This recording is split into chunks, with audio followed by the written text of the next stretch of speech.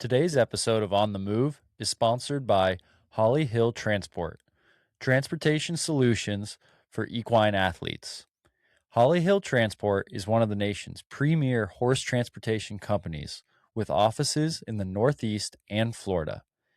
They primarily serve the transportation needs of the nation's top sport horse barns, as well as providing service for farm moves and single horse shipments. Their mission is to provide excellence in horse transportation and always give the horse a good experience. Holly Hill Transport is looking to add a few new team members to their Class A CDL driving team. If you have experience with horses, an interest in the horse industry, a Class A CDL, and a positive attitude, they would love to talk to you. They are celebrating their 25th year in business and are looking to move forward with the kind of people who share their goals and values. To learn more about Holly Hill Transport and what they have to offer, please visit their website at hollyhilltransport.com/job opportunities. You can look for that link in the show description below. And now, here's the show.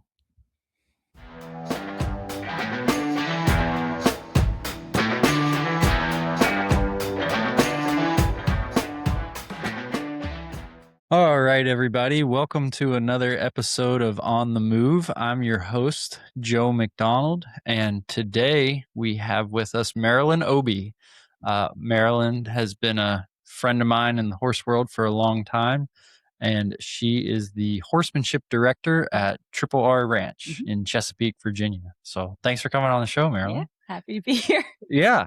Yeah. So to start out with, do you want to just kind of tell everybody about Triple R Ranch and kind of what you do here and everything? Yeah. So we are a summer camp and retreat center. Yeah. We're on about 400 acres in like the swamp of Chesapeake, as you Yeah, see. absolutely. We started in the 1960s when it Yeah. was just kind of a little island of land in the swamp, and they had a vision that they wanted to have a Christian summer camp. So the founders, got together and purchased this little piece of land, and they've expanded out and wanted to have a place where kids and all sorts of folks could come and commune with nature Yeah. and have a little place, a little oasis, and what better with horses with it too. Yeah.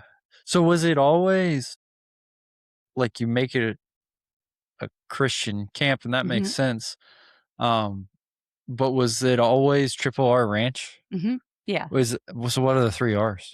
River, ranch, and retreat. Okay. Yeah. So Gotcha. river, ranch, retreat, ranch. Yeah. So what, because we're on like pretty much on the coast of Virginia here. Yeah. Like, what made them want to call it a ranch and kind of have the whole like Western motif that the place has to it today? I mean, I think it was just part of the original vision of the founders. Yeah. They just wanted, Just enough gun smoke just a unique watching. experience, and we do plays for the kids that's completely Western, and Yeah. it's fun and it's different. Yeah. It's really, I remember the first time I came here, just like you have the trading post, and then you got the freaking, life-size John Wayne cut out in the tack room. And the bunk houses look like a old boomtown type, Western city, right? Yeah. It just has that aesthetic. It kind of surprised me. I didn't know what to expect, but I wasn't expecting that, like, in the middle of the swamp in Well, and I Virginia. think, like, it gets you out of your element, like, and Yeah, so when the kids or, people will come here, it's a pretty, like, technology-free zone. The kids can't sure. bring their cell phones or their tablets. There's no screens, uh, to where you really just kinda, you know You have to be present. yeah, and then the Western theme, it's fun, and kids don't get to experience that much, of that, Right.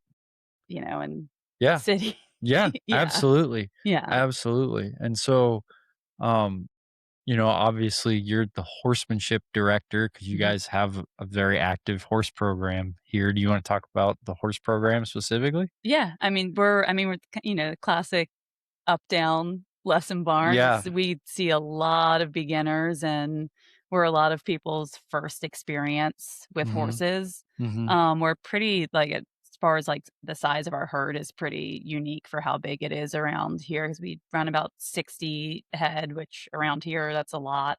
Yeah. Um, That's a lot and of horses to keep track yeah. anywhere. But yeah, for sure in the Eastern Virginia.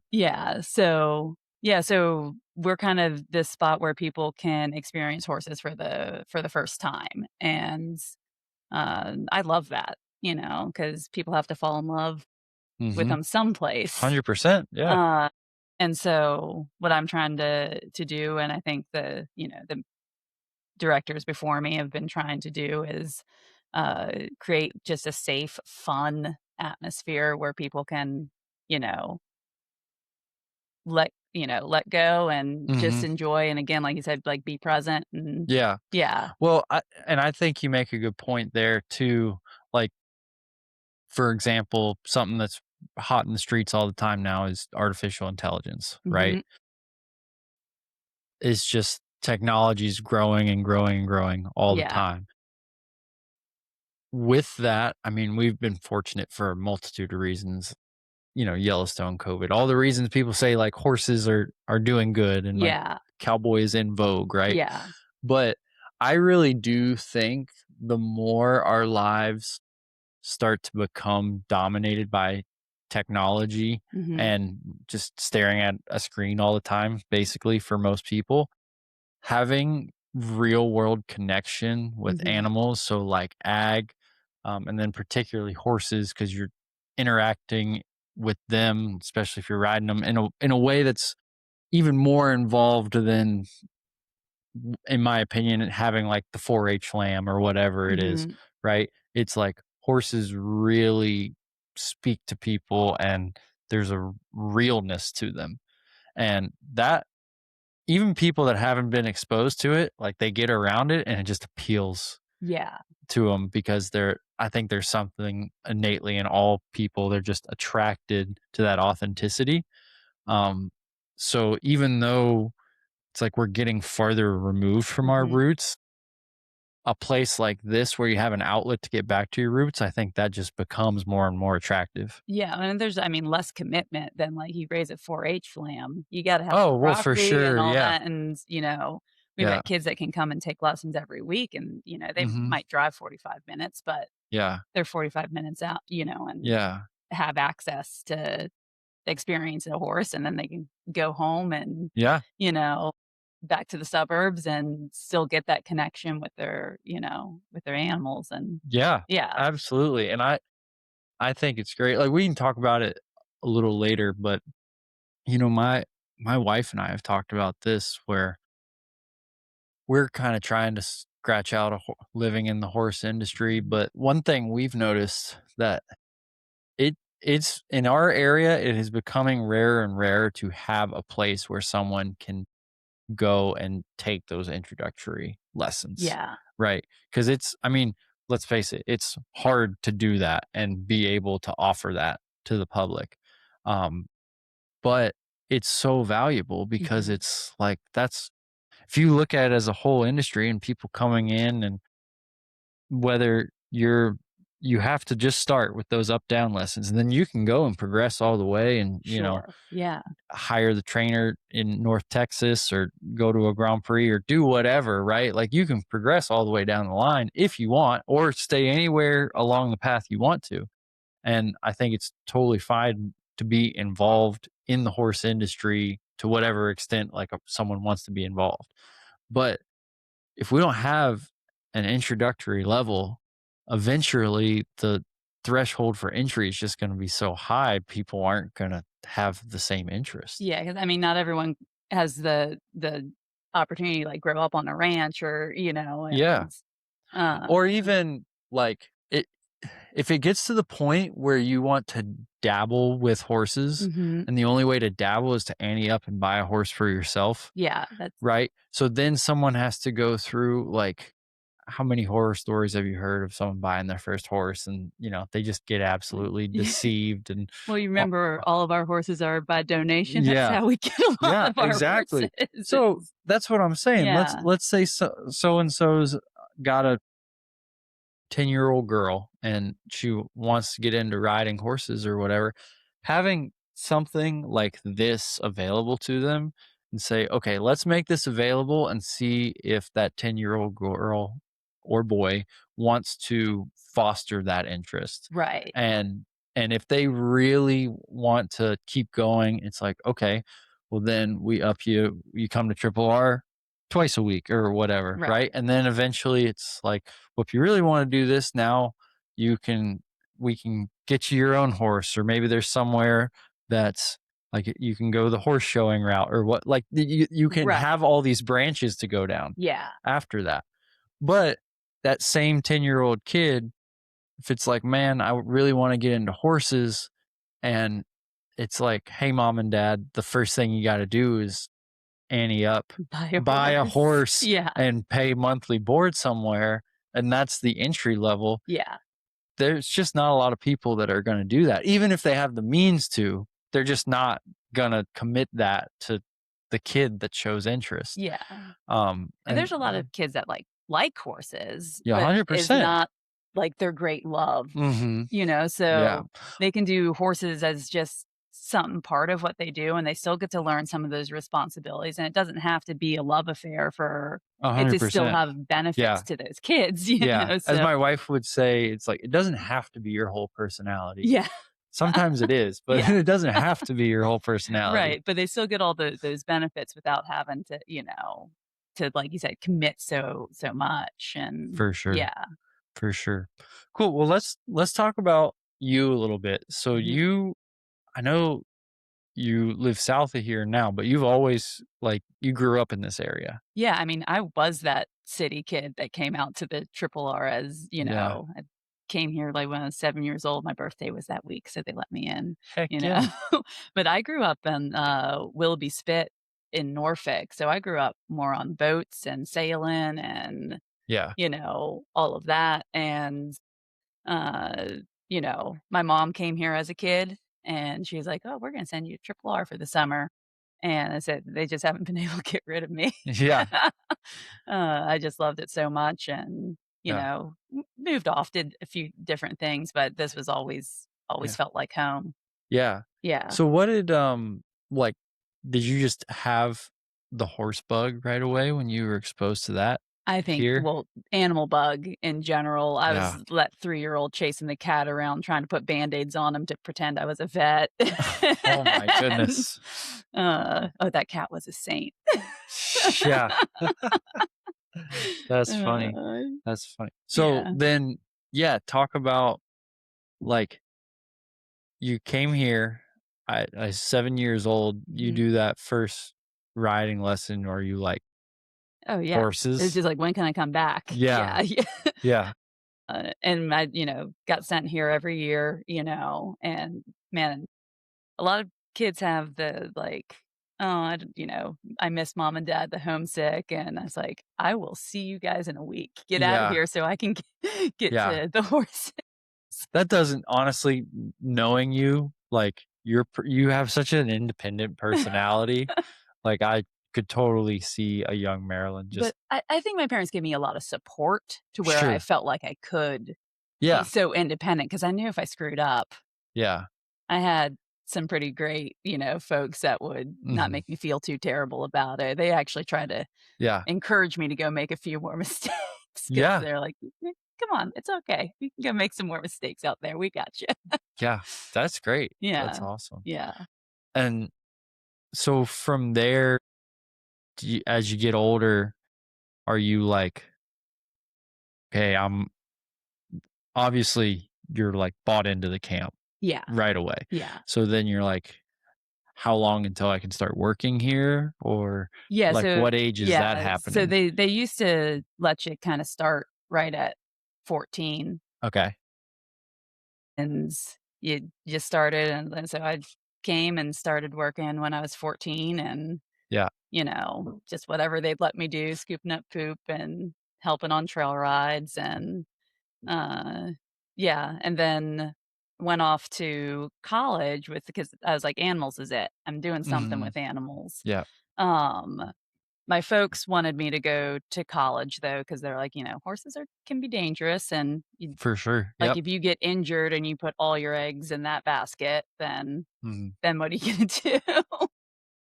So they encouraged me to go off to college. I'm like, "Oh, okay." I wanted to be a vet, but then I got to there was a professor there that had a couple horses that he needed started and Mhm. got to do that, and by about junior year, I talked to my folks. It's like,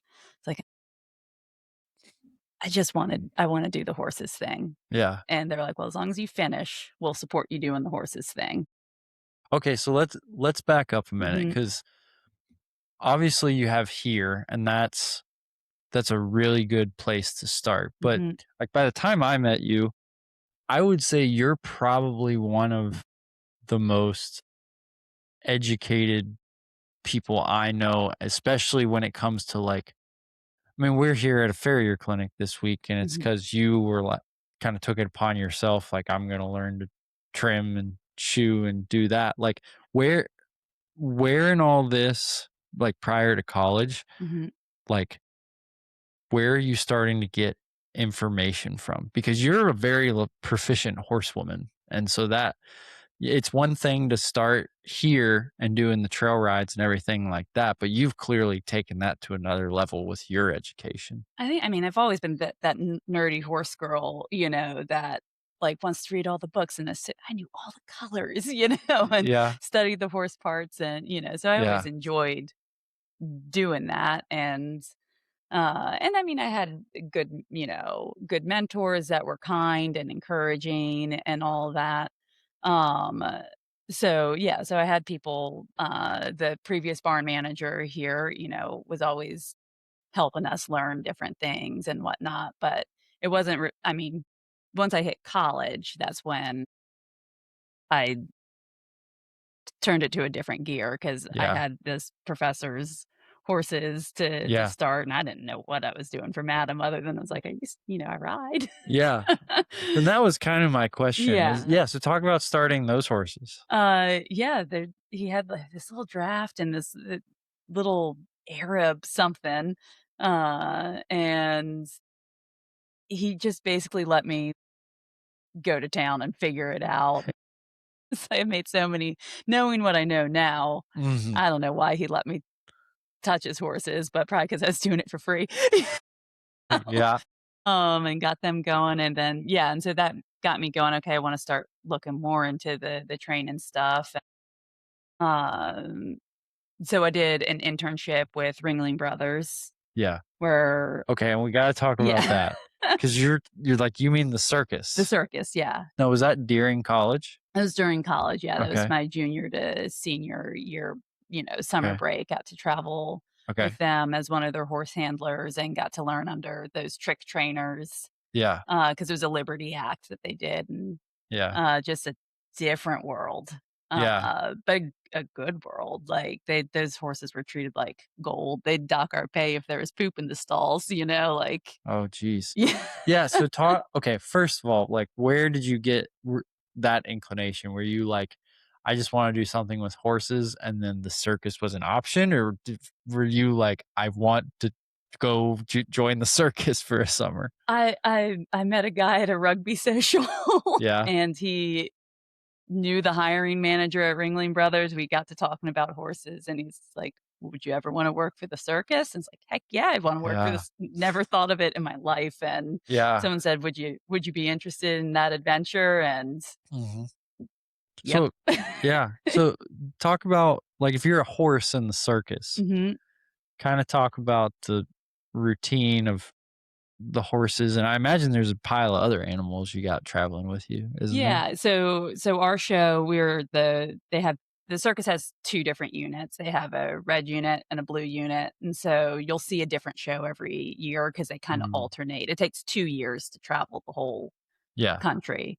And so our unit had zebras, horses, tigers, elephants, and then like a dog X and whatnot. Yeah. But the animal handlers got assigned to, I had 2 horses, those were my 2 horses I was in charge of Okay. all of their care, getting them in and out of the arena, doing their practice, Mhm. stuff, making sure they were groomed and So, pretty but and you weren't like, were you training the horses? no, I was helping You were like a groom, yeah, we basically. were Okay. the grooms, and I mean, but I will say that those trainers were very, generous with their knowledge. Just like, "Oh, get the horse in and out." Yeah. If you More. showed interest, they were really excited to show people, you know, what Yeah. they do and how they do it, Yeah. and What were some of the tricks they were doing with their horses? uh, I mean, a lot of, like, Liberty Act stuff where you voice commands of when you do a voice command, they'll do a little circle or a spin or, Yeah. they go up in pairs, they go up in 4, they do a pinwheel, Mhm. and then a couple of the really good ones, they, teach to rear and walk on their hind legs Yeah. across the arena, and that was fun to learn how they do that, so, Yeah. yeah. Awesome. Awesome. So, and you said, when you're traveling with Ringling Brothers, it's all on trains, right? Yeah, yeah. Okay. Now some the tigers traveled by trailer, the Okay. elephants and the horses were all on trains, and then, some people traveled by, like, campers and whatnot, but the Yeah. majority of all of the, us lowly crew, Yeah.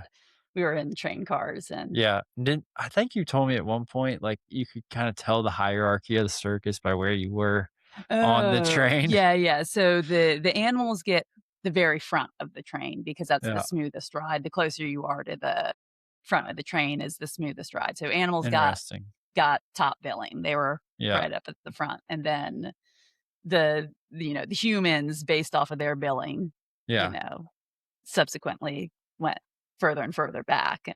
I was way back in the Yeah, you were back in cattle class? yeah, yeah, but Behind all I the didn't have to actual have a cattle? roommate though.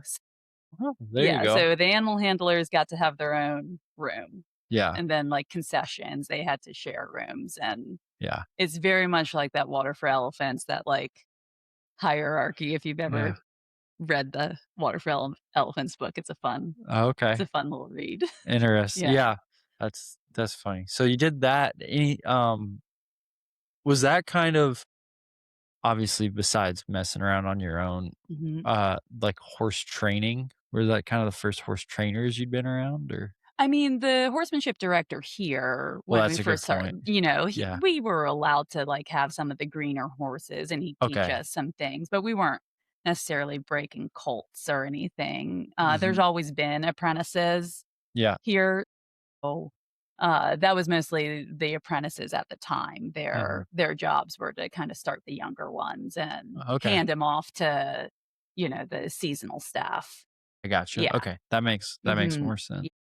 Cool. So, yeah, what else in college so you're kinda tracking, you're, like, thinking pre-vet, Yeah. and Yeah, you're 'cause think I mean, I loved biology, but, yeah. What made organic you chemistry, Oh, that gets a lot of people. I liked it so much, I took it 3 times. There was something about organic chemistry that I just could not jive with, and I Yeah. had an organic chemistry professor that said, "If you can't pass this class, you probably should reconsider being a doctor." So Yeah. 'Cause they're like, med school is gonna kick your butt if, Mhm. I think nowadays, like, I have better study habits, I probably could knuckle down and maybe Do it. do a little bit better in organic Sure. chemistry, Well, but, that's yeah. I uh, I look back, like, I was actually a fairly decent student in college, yeah. but, um, yeah, it's hard when you're in something learning something that intense, uh, and also having the maturity of, like, a 20-year-old to Yeah. Yeah. to really, like, looking back now, I'm like, "I think I made college a lot harder on myself Yeah. than it could have been." And because that wasn't my natural talent, the way that your brain has to work for organic chemistry, Yeah. was not a way my brain is wired, and but, there was one moment at the end of my college career, the guy who was the organic chemistry whiz, Mhm. he, he felt the same way about ecology. I was like, "What are you talking about, man? That's the easiest class that" It's like Yeah. and he's like, "No, organic chemistry is the easiest class they can offer." It's like, everyone's built different. Yeah, for sure. So you get to kind of like wherever, maybe in your second and third go around of organic Yeah. chemistry, and you're like, I think veterinary medicine might not be in I my might yeah. future. Well, at that point, I'd fallen in love with with the training aspect and the working Mhm. horses aspect. I was already on that, and that organic chemistry was the last little push of. It's like, no, you're really like God's really closing this Yeah. door. So, I was like, I didn't take the MCATs or anything to even try to get Yeah, into med school, so, gotcha. uh, but I had lined up an opportunity to go out to Hawaii, Yeah, so talk that's where about I that. kinda right after college, I went off there and, kinda just cold called all the different cattle ranches. Yeah, I moved out there and had my little paper resume in my hand and went all the different ranches and handed my resume out, and, there's a ranch called P.E. Holo, um, and they did trail rides for guests, and it's like, "Hey, that's what I used to yeah, do." I'm qualified. Yeah, so, they hired me on, and it's a really cool place, and that's where I got into the horsemanship aspects of Okay. things, so my boss there, Tamalin, she was real big on buck randomin. Hmm. So, like, my first year out there, my first day, I got a groundwork DVD, and she was real generous about teaching us, what she Mhm. was doing. They had a big team roping barn because they supplied the roping cattle. They did a big Corriente breeding program. Oh, okay. Breed them, train them, and ship them to different islands for the different rodeos, and then they'd come back and, Yeah. so got to meet a lot of really great horsemen that Mhm. were coming through and, doing the roping and, got to, like, warm up the boss's horses. Yeah. So you got to ride some nice horses.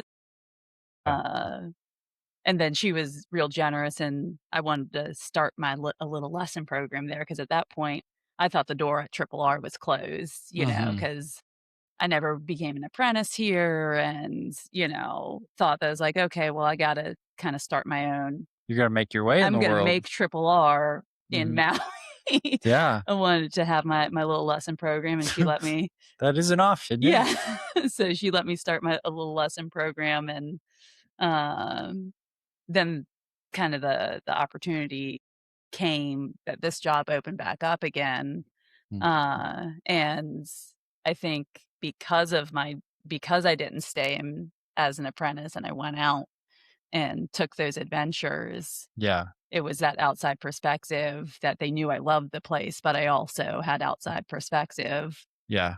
that kinda so what I thought was a closed door was just a not now, you know? Sure. Yeah. Absolutely. So, at this point, I know you've traveled a fair amount and Mhm. been, like, a lot of different places in the country. I've personally never been to Hawaii, but, like, what did you what's different out there as far as the ranch and horses and everything? Like, I because everyone says it's kind of its own culture, right? Yeah. Which I understand because they're literally on an island. Yeah. But yeah, just I guess just talk about the vibes there a little bit. I mean, people love their horses there. Yeah. I think that their horses seem to be really versatile, Mhm. because their horses, they'll rope on Saturday and then go play on polo on, Mhm. Sunday on those same horses, you know? Yeah.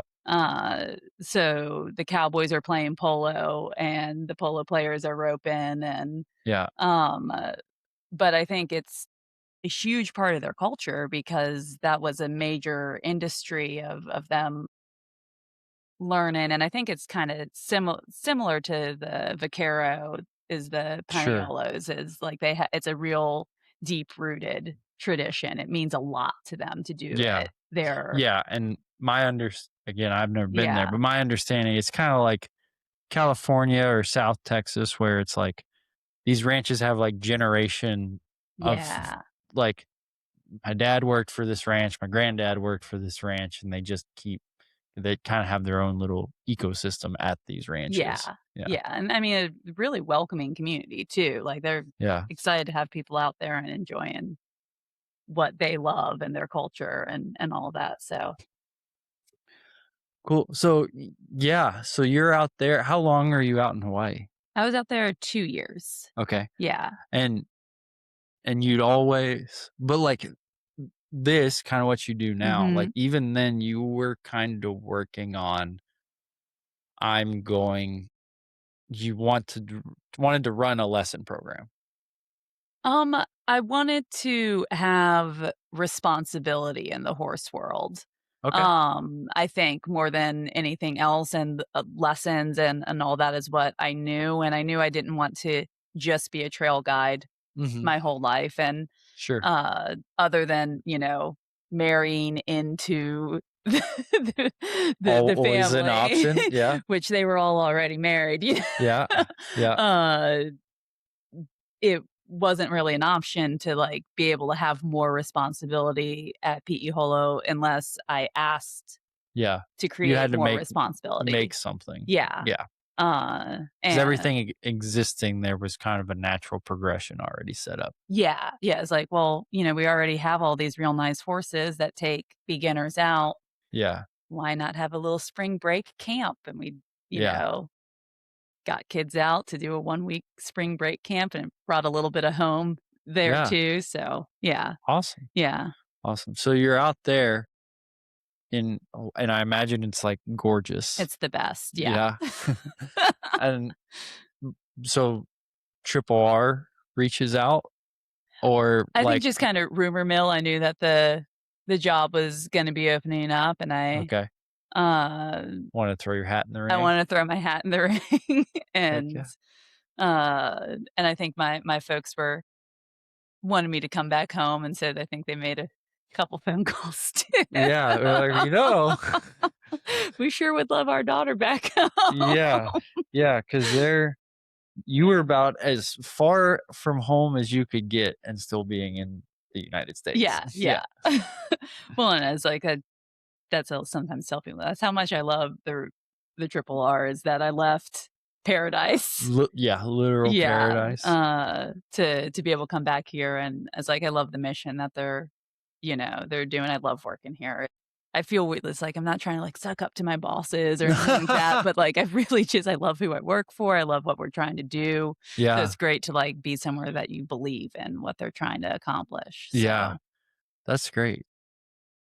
All right, let's talk a little bit more because again, one of the things I personally admire about you is I feel like you have very much like with this job and the responsibility you have mhm. of managing your horse herd and teaching people, like you're really big on your continuing education, right? Obviously, you love it, Yeah, but it's to me very impressive. Like, again, the trimming and shoeing, the horsemanship, the wanting to, the dentistry. You know, I would say far more than a lot of program directors know a lot about veterinary care, right? yeah, Um, so I want to talk a little bit about just how you kind of built this body of knowledge that you operate this place yeah. with now. Because, like, And you get back home, like, I met you through like going to horsemanship yeah, clinics and obviously people like Buck and Ricky Quinn and yeah, stuff like that, Tommy Kilgore. yeah. Um, when do you like kind of start actively chasing all that? I think at PE Holo kinda got that start of, like, seeing, like, there's a better way to do things. Yeah. The horses can feel different, Hmm. and that got it started, but then, getting here, I think it's a big part of, like, not having burnout for this type of environment Right. or to become just a really big or, like, a big fish in a tiny pond. Yeah, for sure. Um And I know I never wanted to be like it's it's not that hard to outride an 8-year-old, and Yeah, and you that's the thing is, know? like, I mean, some there's not a 8-year-olds can still get me. yeah. That it's it would it'd be really easy for someone because I've seen it. You're kinda just, like you teach up down lessons, you come but, like, I was at a place I'm not obviously not gonna say Yeah. the name or anything, but I was a place a while back. I was there because they had an issue going on with a horse, and they wanted to call me and have me look at it. Um, but I was watching these up down lessons Mhm. going on in the ring, and 2 people were in there teaching 2 different lessons, and I look over, and both trainers are sitting on the mounting block staring at their phones, and the kids Oh, are just, yeah, like, trotting yeah, and so yeah. it's really easy to become, burnout, disinterested, all that stuff, Complacent, yeah. complacent, Mhm. and I never get that vibe from you. Like, I'm sure you have times where you're like, "Oh, Yeah. I'm getting over here," and it would be really easy to start getting that way, but you're so energetic about your job, and you always have things that you're like, "Now we're doing this." Yeah. You know what I mean? Like, you keep it fresh, it seems like. Well, I think if, like, my workers are seeing that I'm still excited about learning and like, I haven't arrived, Sure. to help keeping other people encouraged to keep moving that way too, and Mhm. not ever get into a place where I'm gonna feel like I know enough, Right. Right. and certainly for just teaching, beginner riding lessons, maybe I do, Yeah. but probably not still, like, Yeah. I wanna keep everything safe and fun, but I also, wanna teach my next generation of wranglers coming through to also emulate, like, you're never done with your horsemanship. You wanna keep on, and not to say that you don't ever have that waxes and wanes, you're allowed to give yourself a break, and Mhm. I had to learn to do that probably. I probably have to pull back on the reins on myself a little bit more. I give myself a harder time if I'm like, "Oh, you're being lazy." Like, "No, you're taking a break. That's okay. Yeah. Yeah. You're allowed to take a vacation," Yeah.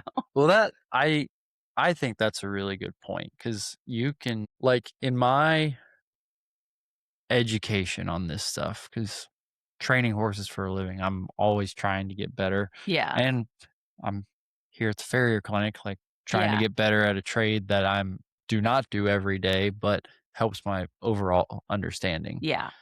Um, you can there's definitely times when you're like, "Okay, we're gonna push and, like, get new information and get new Mhm. information."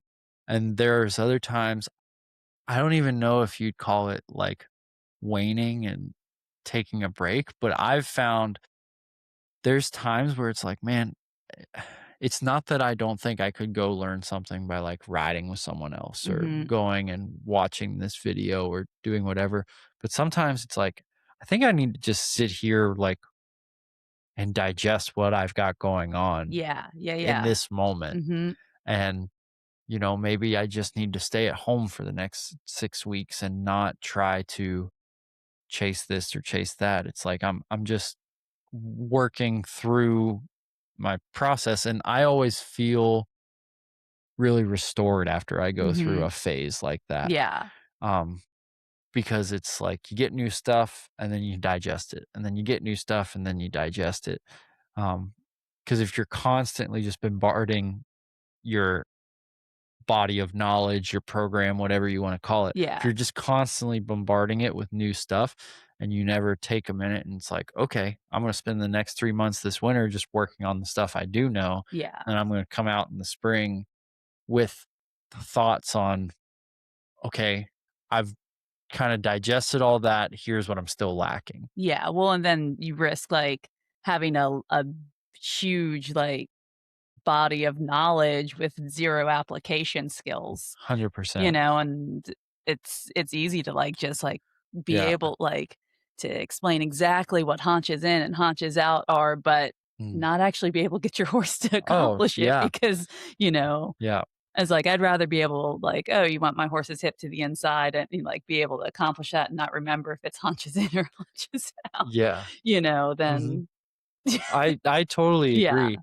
And it's one of those things where, I don't know, it you can almost feel like you're just redlining the whole time Mhm. if you're just constantly chasing or even like for me, I'm like, "Man, I don't need to be gone somewhere Yeah. every month trying to learn a new thing." Like some of the most valuable things I've ever learned that I teach other people Mhm. are things that just like happen at the lab at home, Yeah. you know? Um, so And then also that, going back to, like, that being present thing and being present for, my workers, and sometimes if you get too, like, obsessive over something, I forget the feel of, like, the mhm, people around me, and that yeah, was probably, like, the biggest lesson I had to learn because they hired me young yeah. here. I was 23 when Oh, they wow. when they hired me on, and Mhm, 23 is not that mature to come in and have, yeah.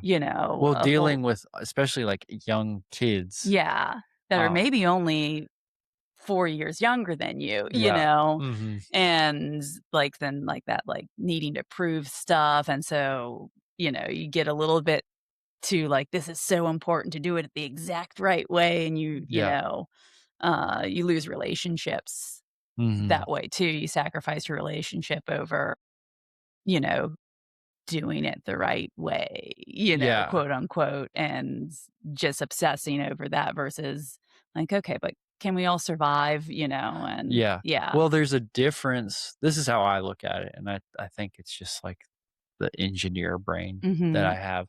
But there's a difference between optimizing something for right now versus optimizing something for sustainability, Mhm. right? And so I totally get what you're saying. You're talking about trying to keep everybody under your thumb and getting Running a everything tight ship. just running a tight Yeah. ship, which sometimes you need to lean towards that direction. But there's times where you have to look at things and be like, okay, this particular thing, if I delegate this and it gets done to like 80% of the quality I think I can do it myself, what is that going to do to one, that person who's going to do it? Are they going to Mhm. get better over time?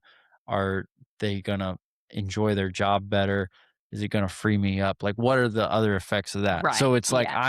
I'm sacrificing that 20% Yeah. right here, but maybe long term I need to be okay with that 80% so we can into the future, like we can keep doing this 2 years from now. Yeah, and, like, not crushing people's Mhm. confidence and Yeah. yeah, and all that, and that was a hard lesson for me to Yeah. 'cause I was easily like, "No, we gotta do it," and then it Mhm. felt like it because I was so young, I had a lot to prove, there a lot of pressure, Oh, yeah.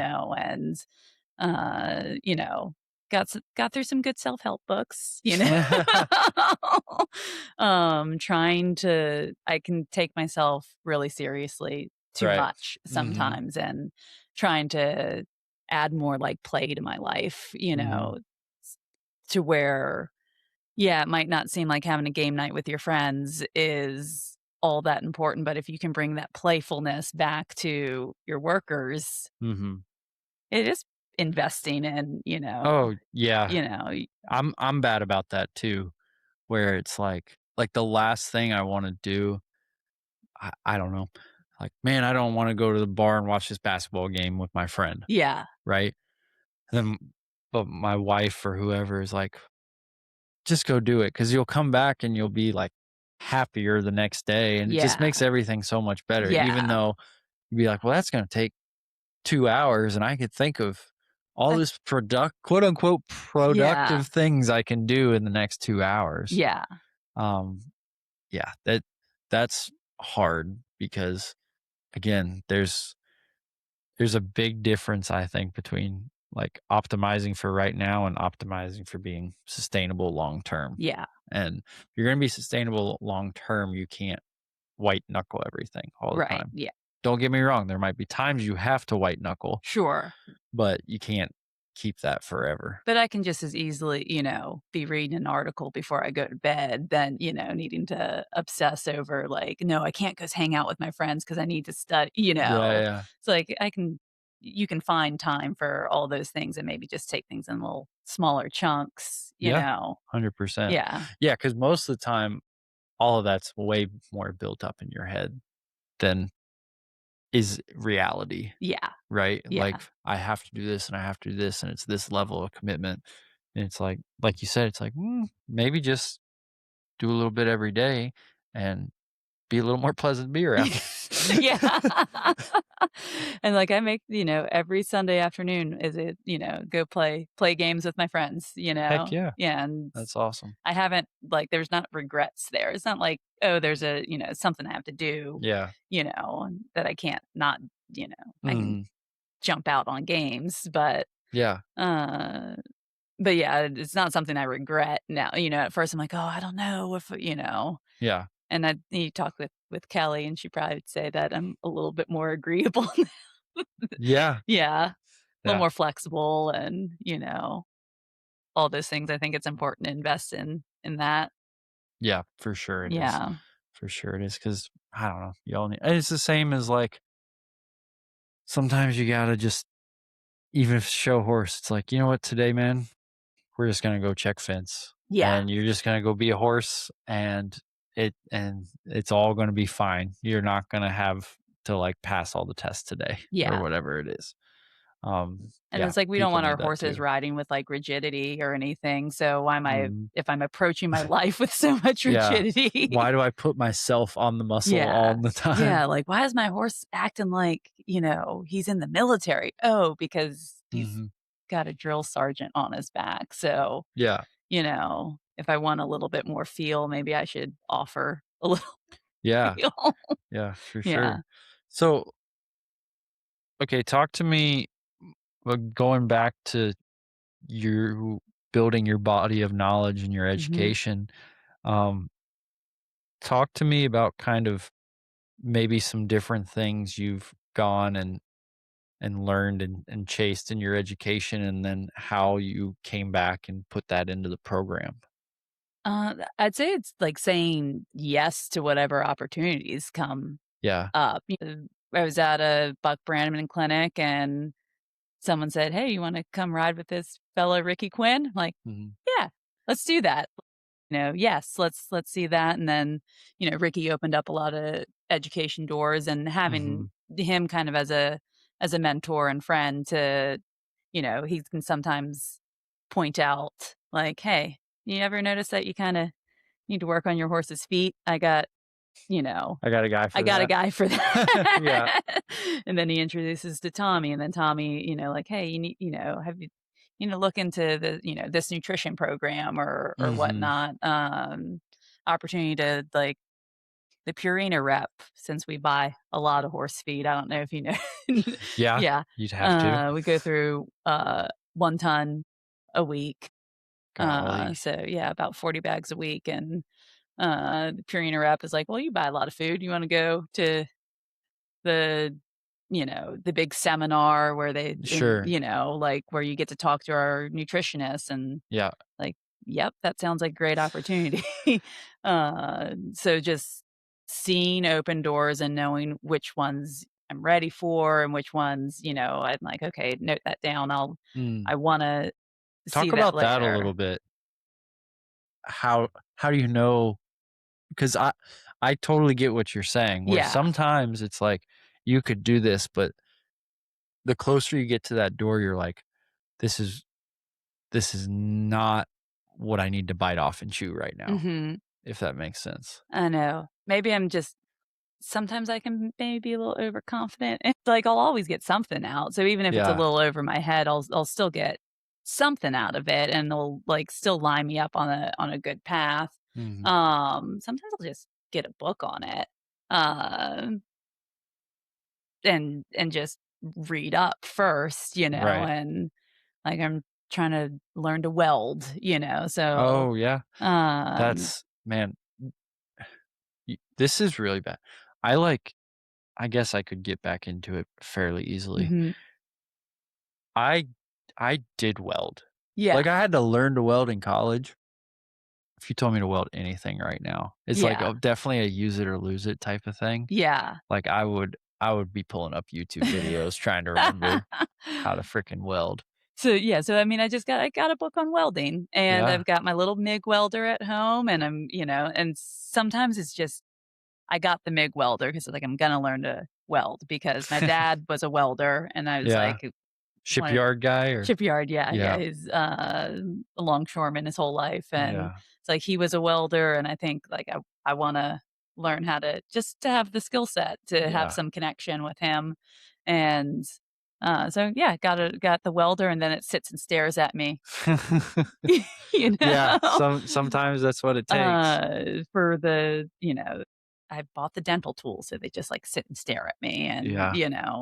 and it helps encourage me, like so a little bit of guilt is Mhm. mixed in there of, like, like, those reminders Yeah, of, there you go. you know. Good takeaway from the show. Yeah. Use guilt as motivator. Yeah.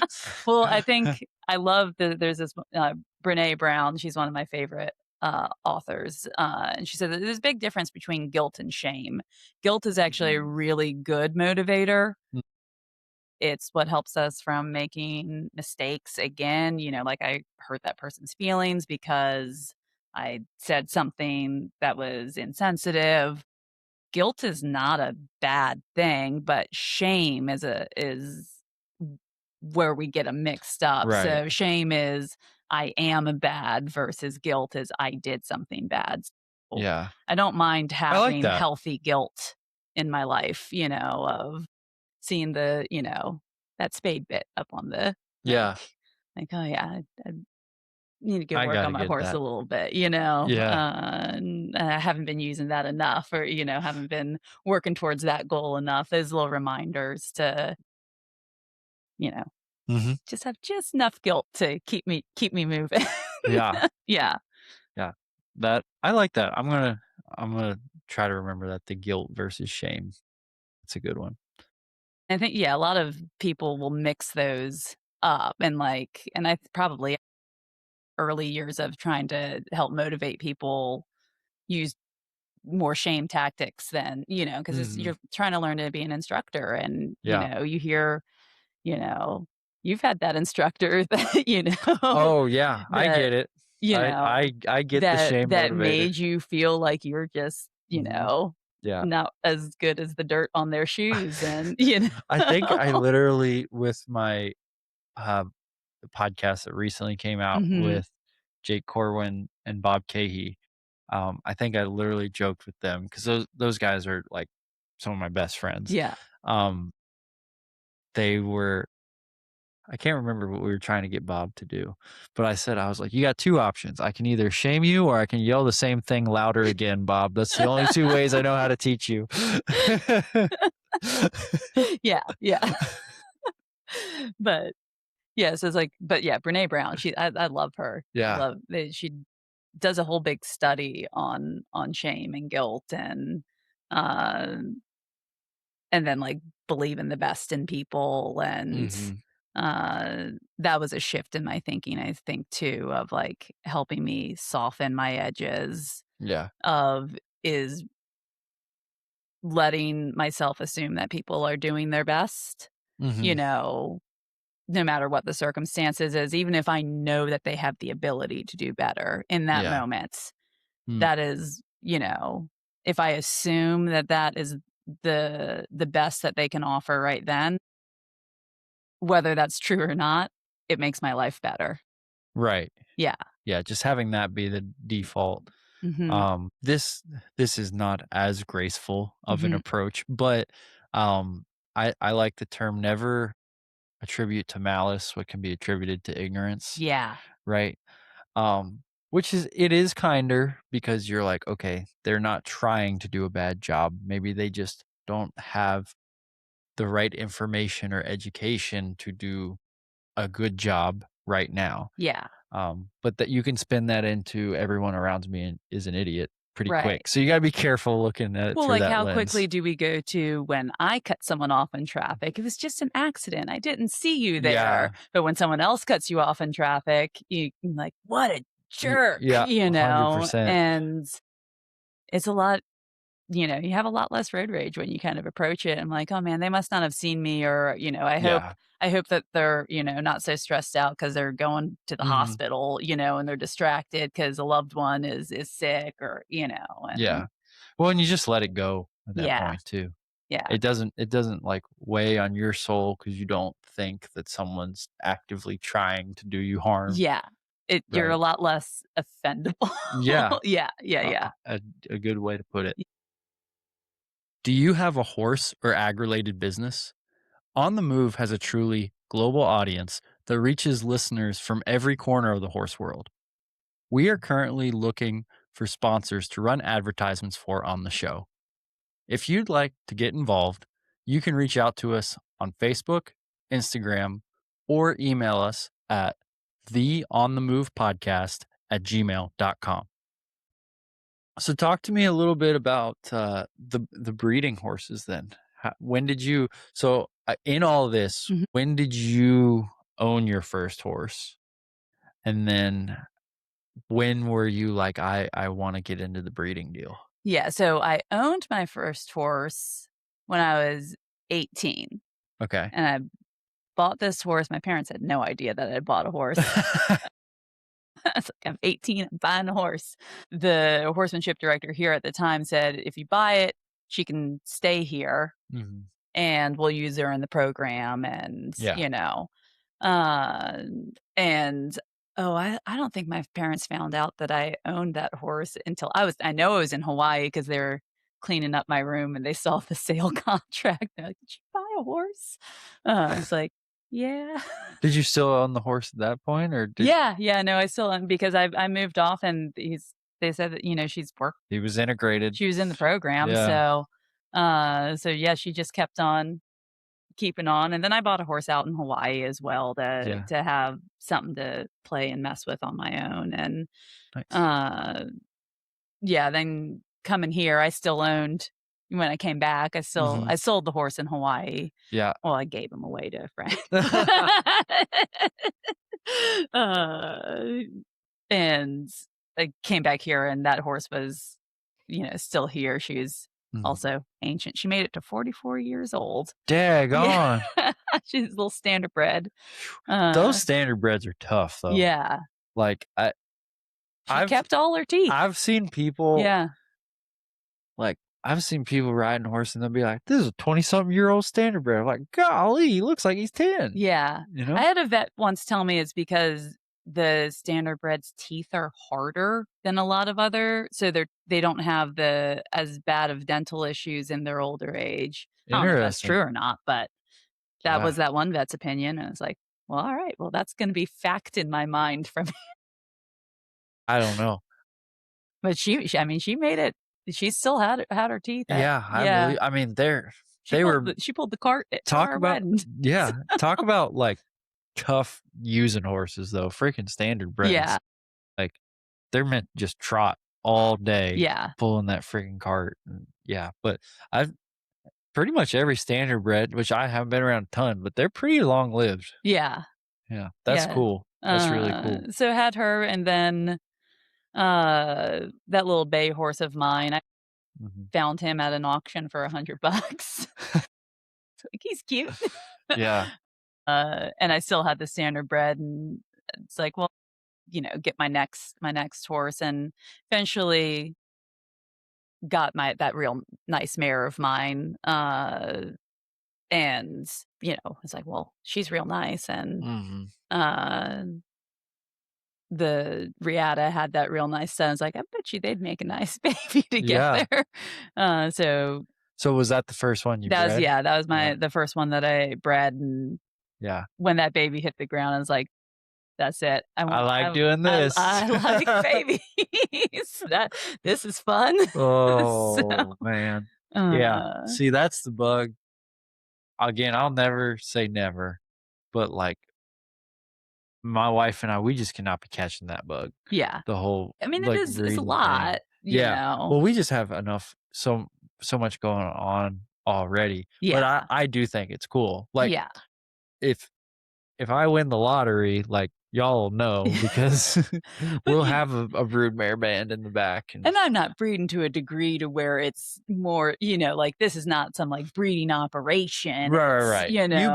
I would say you have been a very responsible, uh, like, I don't know if hobby breeder is the right yeah. word, No, but that's not offensive. Like, yeah, yeah. yeah, because that is, Yeah, it's like, but it's a hobby that you're, like, doing responsibly, and you've made some nice colts from what I've seen. yeah, it's like, well, So, I've got a nice little stud, yeah, so so that's a good place to that's a good start. place to start, It's a and, good place to my start. personal mares are, I think, real, I enjoy riding them, and they've got good Mhm. brains, and, there wasn't a lot of breeding here on the East Coast of just having, like, good, well-minded quarter horses that would Yeah, go out and do trail all day and not complain, and yeah. it's like there's a lot of barrel horses out here. Well, Those and tend to be a little hotter than what yeah, yeah, the average exactly. person wants to ride. Yeah, if you can breed, like, sound, gentle, good-minded horses, you'll always have an outlet for them. Yeah. Now, you might not take them to some yearling sale and get 6 figures for them, but Yeah. you'll always have a demand for Yeah. horses But like you also that. the mass part of the industry is the person that, 100%. wants that, $5,000 Mhm. 8-year-old gelding, Yeah, yeah, that they can, totally agree. you Well, know even and I'm not saying you're, uh, necessarily shooting for this goal, but, like, even in, like, the horse showing where Mhm. there's more performance focused, Yeah. I can tell you firsthand as a trainer for my wife and the hunters, Mhm. and then for myself and the ranch horse stuff, you as a trainer are gonna have job security with those type of horses. Like Mhm. the horses that can pack around the weekend warrior that Yeah. just wants to go have fun at the horse show, right? Same with like someone who, like you said, who's like, I just want to take my horse to the weekends and we go to like the state park and ride or Yeah. wherever we're going to trail ride. And it's just an enjoyable experience to be Yeah. around those animals and they keep you safe. They don't need the potential to win the worlds. You know, 100%. Most of yeah, because most of them, if they have that kind of potential, they can get, like, in a lot of trouble with people, Yeah. Like, you I don't know? have the riding skills to get there anyway, so why Yeah. do I need a Yeah, horse with the exactly, potential? exactly. So but no, I think it's great because I mean, they're nice colts. Like, Yeah. you look at the two-year-olds, like, the one, that Kelly was trimming today, like, Mhm. that's a well put together two-year-old. Yeah. And you got some other ones coming along that are the same way. So, but I just think it's interesting because, well, I'll put it this way: if we ever got into it, even at the hobby stage, I probably want to have a similar approach to how you have done it. Like I Yeah. feel like you've done it the right way in a world where there can be a lot of irresponsible breeders and Well, things like thank that. you. Yeah. It's like, I just wanna have a couple, like, so that I can do it justice, Hmm. like, not so much where it overwhelms me and I, have to be spread too thin, Yep. and there was like, I just sold one of my brood mares and she was really, really nice, Hmm. but I wasn't thrilled about her personality of some things, and Yeah. so having that be one that spread me thin when I'm not exactly excited about the baby she's putting out, Yeah. even though they're decent enough, but they didn't excite me, Yeah. And mom is more than 50% of the disposition because they gotta raise a little booger. Yeah. Like, you have a like, people are doing, like, the reset mare thing Yeah. now, and I've seen some cases where it's, like, technically she's a healthy reset mare, Yeah. so she's, like, just a bad-minded animal to Well, I be think there's around something on the about the ground. mitochondrial DNA Yeah. can, like, if the mother's mitochondrial DNA can sometime from the recip mare can affect. Oh, really? That's interesting. Yeah. I just meant, like, once they're on the ground, it's Yeah. like, that's how they're they're looking at mom and seeing how Mom's mom's spooking and snorting. yeah, So. exact that's what I mean. Yeah, yeah. I mean the like nurture part Yeah, of the yeah. nature and nurture deal. Well, and there's like the epigenetics where Yeah. like certain things can get turned on or off based off Yeah. of environment. I think that's the epigenetic stuff is fascinating. Yeah. Yeah. I totally agree. Obviously, it applies to horses too, but I've kind of gone down that rabbit hole on the cattle side of things. Yeah. And just how the environment you put them in really changes how they express their Yeah. genetic differences. Yeah, your nurture can change your nature, Yeah. literally. Yeah. Yeah. 100%. Mhm. So, but that rabbit hole aside, Yeah. it I totally agree with you. If you got like a brood, unless she's lighting the world on fire with what she's producing, if she's just not the easiest to be around, or like not you're not thrilled with how you have to handle her, I think that's the right move Yeah. on a broodmare. Yeah, it's like I wanna There's too many good ones. yeah, it's like I wanna enjoy the mare that I wanna enjoy Mhm. riding that mare, Yeah. and Yeah. to like our brood mares, they ride. I mean, Mhm. my one mare, she got, what they think maybe triple E something. She had some neurological event that she can't be ridden anymore. Yeah. But when she was being ridden, oh, that was my favorite horse to ride, man. She was Yeah. rein and trained, and I didn't know a horse could stop and spin like that. Yeah. Or could bridle up, or she was the horse that taught me some of those things that you could be chasing. Yeah. Yeah. That's So, cool. yeah. That's cool. Well, great. Um, as far I know you're always trying to like build and um kind of evolve this one so Mhm. you stay fresh, and obviously you want to be good at your job and make the program better. Mhm. Like you're here this week, you're working on the feet and the hoof health and Mhm. all that. Do you have anything on the horizon, like what, like long term, you want to work on this next in the Yeah, I mean, horsemanship program? I think that I'm definitely have my eyes on some of the more of the dentistry stuff, but the Virginia laws are a little restrictive there. So, like how you can practice dentistry, you do have to have like it's the laws are a little restrictive versus Interesting. different states. You can Yeah. practice dentistry You'll without have to having certain haul them down to your licenses. place. Yeah, yeah, just across the border. Yeah, haul them down to North Um, Carolina. so like I want to work within the law Yeah, as for well. sure. So that kind of put a little bit of a brakes on that a bit, but Is I still want to understand it is it better. like you have to have a DVM or something to You do have it? to have a DVM or a very specific Mm. license, and you can work on your personal horses without either of those things, but you can't work on anything else, Dang. as I So like the understand it. yeah, so Yeah, like the camp horses, even though you're the program director, right. I don't own them, which so is yeah. and I'm a rule follower. Well, I Like, I know could that probably get away with it, but, I wouldn't feel good about myself yeah, at the end of yeah, the day.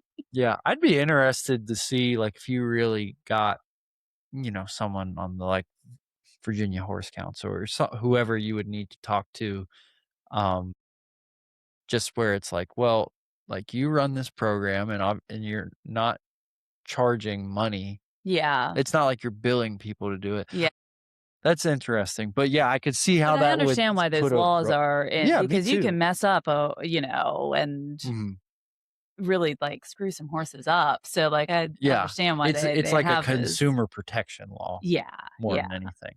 But also it's America. If we got 60 horses, yeah, need their teeth worked on, and yeah, Maryland has the ability and wherewithal to do it yeah, in the horses in her program. It's not like you're going around like advertising yourself as an equine dentist. sure. But at least, like, having the knowledge, though, does help me prioritize Mhm. what horses I call to get their teeth done, Yeah. and helping me understand and seeing like, oh, well, that horse has real hard time, breaking at this pole to the left or, Mhm. let That's me cool. check to see if there's a hook, on one side or the other, see if there's a cause of that imbalance, and Mhm. so, like, still having the education still helps even though I can't, like, legally practice it. Yeah, for sure, But for it sure. still helps me prioritize, and we can still we put speculum in, and we can check and, Yeah. and all You can that. see what's going on, it's just Yeah. necessarily fixing it, that's still a gray area. Yeah, yeah. I gotcha. But we've got a great vet that comes out and does the dentals and, you know Good. yeah, so Cool. mhm. Well, if someone's listened to this and they wanna find out about Triple R, is there, like, a website for Triple R they can Yeah, yeah, find or Facebook or something we're like that? triplrranch.org. Yep. And, we're summer summer camps and lessons. It's an overnight summer camp, so Mhm. people will drop their kid off on Sunday and pick them up Friday evening. A lot of times people go to the Outer Banks, they'll kick their Oh, kids that out sounds here, and then perfect. they go to the Outer Banks for a week. Yeah, we're just Cool. trying to have a, introduction, get that foundation, get people falling in love with horses, and Yeah. hopefully supplying you clients later. There you go. Yeah, it's all, um, it's all one big ecosystem, and I think it's important for people in the horse industry to realize that. Yeah, it can certainly feel, like, "Oh, well, I'm not doing this or that," Mhm. nothing flashy, but then when you remind Yeah. yourself, "But, no, what Yeah, we do is important. We're yeah. serving people I and" I can't tell you how many clients I have, though, that are, they're maybe in their, like, 40s or 50s, and they're like, "I got to ride horses as a kid, and I always loved Yeah, horses, but I never had the ability or the time or the finances to have a horse, and now I have a horse, and they yeah, want me as a trainer to come help facilitate yeah, all of that and basically make the dream that they started having at a place like this, yeah, they want my help to yeah, potentially make that come mhm, true, right? And so that's why it's all related, yeah, and I'm just kind of a local yokel, but there's people who come to places like this and then they want to be owners in the futurity in Fort Worth yeah, down the line, yeah, because it's like maybe they're like, I never got to ride horses, but but I want to own the horse and wear the cowboy hat mhm, and do all the things like all the Triple R, like yeah, it's all the same kind of culture, right? yeah, um and you can like instill that um in a young kid, and they can carry that, and yeah. even if a couple decades go by and then they finally get to express it and somewhere else in the horse industry. Yeah, and that's just yeah, when if in this instance, like when I'm getting a little envious or Mhm. this or that, watching all the cool thing, that Yeah, then I go out there and see how much those kids are loving it and see our yeah, little, you know, using horses with, long haircoats and yeah, and but those kids are just loving it and it's special, yeah, and for I'm sure. very blessed to be able to have that part, Mhm. be that part for folks. So, yeah. Yeah, that's Mhm. awesome. I guess lastly, if someone wants to, buy a horse from you in the future, you want to plug just your Facebook or something like Oh, that where they yeah, could get a hold of you? I mean, I'm just Marilyn Obie. There you go. Yeah, because it's yeah, again, it's just kinda hobby breeding, and so I'm not Yeah. Yeah, but you'll have some horses coming available here Oh, soon. sure, yeah, So, yeah. yeah, Uh, awesome. yeah. Well, thanks for making the time. I know you're busy, and we've been trimming and chewing horses. It feels good just to sit down for an hour at this Yeah. point. But I appreciate you coming on the show. Yeah, absolutely. Yeah. Yeah, thanks. Okay. All right, for everyone out there listening, don't forget to like and subscribe. Follow us on Facebook, Instagram, YouTube, TikTok, everything you guys do, uh, interacting with us on social media. That keeps this deal going, helps us get more views and get to keep talking to cool people like Marilyn. So, thanks, guys, and we'll see you next week.